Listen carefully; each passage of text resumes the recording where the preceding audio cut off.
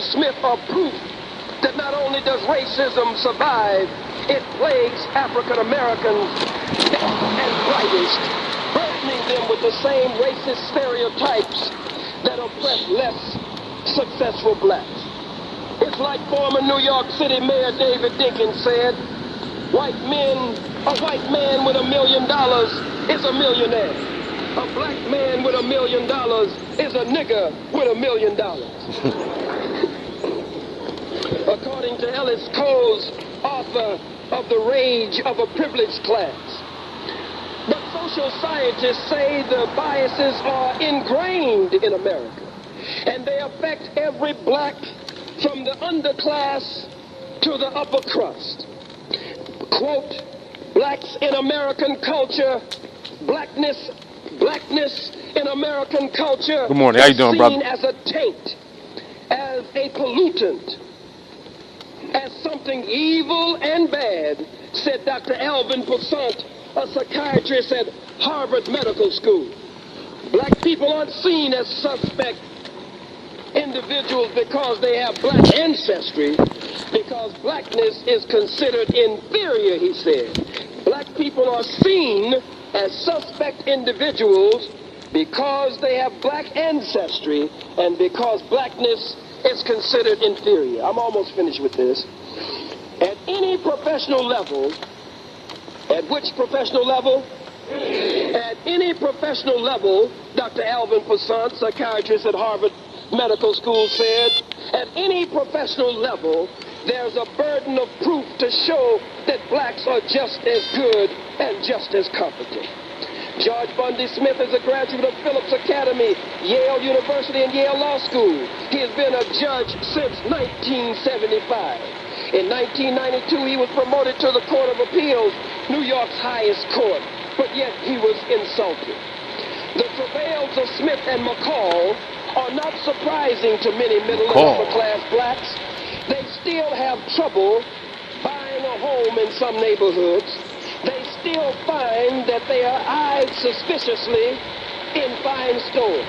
Here the man is a judge, and he says when he goes into a fine store, the white folks follow him around and look at him like he's going to steal something. Other man is a comptroller.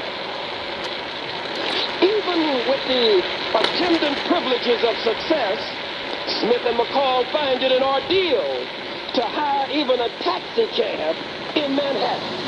Some black politicians have gone so far as to ask their white aides to hail a cab for them. Downtown New York is hard. I live in New York. For a black man especially, and sometimes a black woman just to get a taxi cab. So sometimes you have to touch the white person next to you and ask him, will you get me a cab, buddy? And they stop for the whites, but they pass right by the blacks.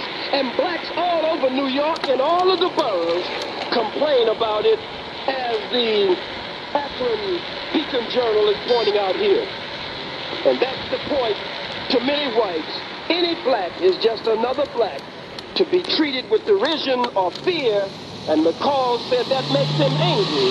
It keeps you mindful of the fact that you are never secure. You always have to do a little more, he said. Let's deal with this question of fear. I'm going to knock on everybody's door before we leave, so just sit back. Let's deal with this question of fear. Why were you so afraid of my coming on campus? Right. What were you afraid of? I'm only going to come to a Black History celebration, but you were quoted in the New York Times as saying all of these terrible things. Most of you fools didn't even see the tape. You haven't even heard the tape. Right. You don't know what I said. Right.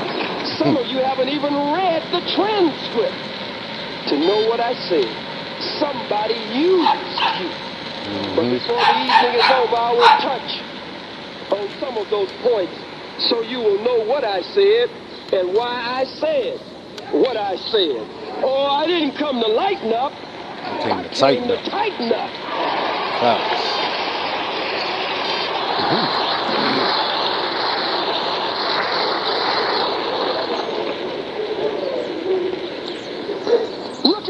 history.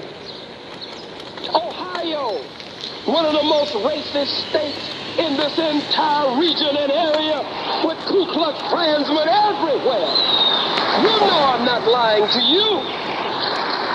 Look at this state. You've got towns by the Ku Klux Klan. Yo. Klan that we know about. You got other Klan that we don't know about. Supreme Court Justice Thurgood Marshall, bless his soul, spoke at Howard University before making the transition into the realm of the Egungun. And as he spoke at Howard University, he said the Ku Klux Klan no longer just wears white sheets and robes and pillowcases, but the Ku Klux Klan, he says, now wear blue uniforms. They're policemen. He said they now wear black robes and they sit on the judge's bench. Dad! Dad! Yo! Hey, Dad! New York City, in his book, come here, nigga! It's me! Justice. Black robes. Come here, nigga! Judge of the Supreme Court, Bruce Wright out of New York, went on to point out the injustice inherent in the... What's up, nigga? I ain't gonna rob you for your goddamn Audi, nigga. Call the fuck over, nigga. Yo, was that your van, man? On Townsend Street for sale. Yeah, you sold it? Yeah, look, hey, Si, I got this body cam on. So, you know what I mean? You know I give you the heads up, baby. I told Huck to tell you to give you my number and shit. For real. I came past that joint, man, Dolly. I said, man, I got to cop this joint, man. I know you gonna give me a breakdown on it. Ain't nothing wrong with it? Yeah. Hold on. I'm listening to Khalid Muhammad. You know how I do. Ain't nothing changed, man. Look, I'm like, I see you go there. I said, damn, that look like, hey, you know what I mean? I said, yo! I know. Y'all get inside, shoot it. 610 6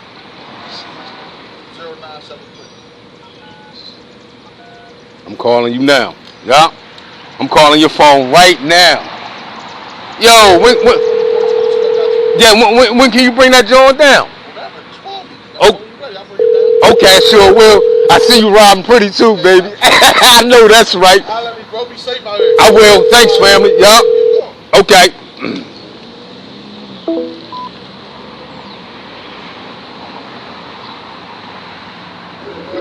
Let's look at this thing and analyze it, everybody, all right? You saw all the news reporters here, right? Most of them are gone, right? The guys were disappointed. The guys came here to a hate meeting and we having a love meeting.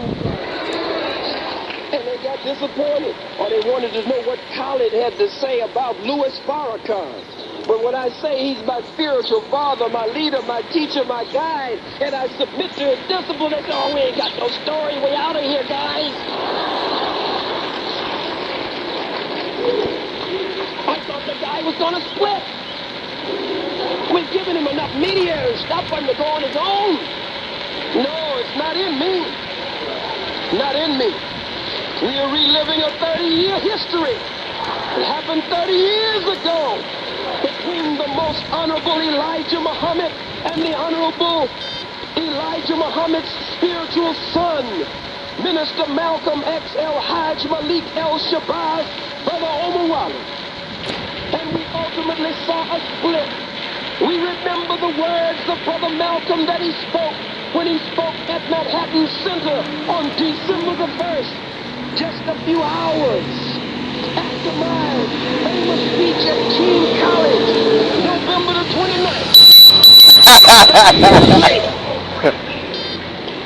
Malcolm and his subject, God's judgment against white America. During the question and answer period, a smart, crooked deceiver jumped up to put one over on the people. Malcolm and all of the ministers had been told to make no mention of the assassination of John Fitzgerald Kennedy, the President of the United States. Somehow, and I've agonized over it, most of us were not even born, many of us too young to even know what was going on. But as we study the history, I have agonized much over that moment over that second what happened to Malcolm. Malcolm bold, Malcolm courageous, Malcolm fiery, Malcolm full of the pain and the anger of the masses of our people, expressing that pain and that anger like nobody could do it during that time. Malcolm said that John Fitzgerald Kennedy's death, his assassination, was a case of the chickens coming home to roost. He said chickens coming home to roost never made me sad, always made me glad. And so Malcolm, not following the orders of his teacher, who had warned him, clashed with his teacher in the public. And his teacher had to condemn his remarks and had to suspend Malcolm from the ministry, as I was suspended 30 years later. Malcolm had to be disciplined, and I had to be disciplined today. The enemy wants to see division. The enemy wants to see a split. How is Khalid taking this? I'm a professional soldier. That's what I am. And I follow a divine chain of command. And there is no split, there is no division. 30 years later, what happened between Elijah and Malcolm? Now Farrakhan and Khalid. Farrakhan and Khalid will put a positive period behind the history of Elijah and Malcolm. No split, no division here.